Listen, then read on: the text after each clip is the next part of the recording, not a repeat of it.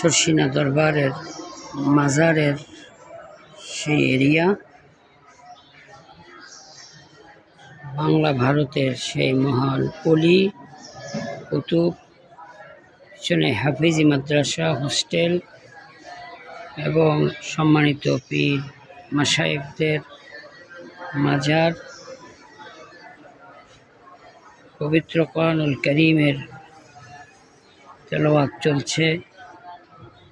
পীর নিসারউদ্দিন আহমদ রহমতুল্লাহ আলাইহি, আবু জাফর মোহাম্মদ সালেহ রহমতুল্লাহ, শাহ মুহিবুল্লাহ রহমতুল্লাহ আলাইহি সহ অসংখ্য অলির এই মাজার, মিনার, সুউচ্চ মিনার।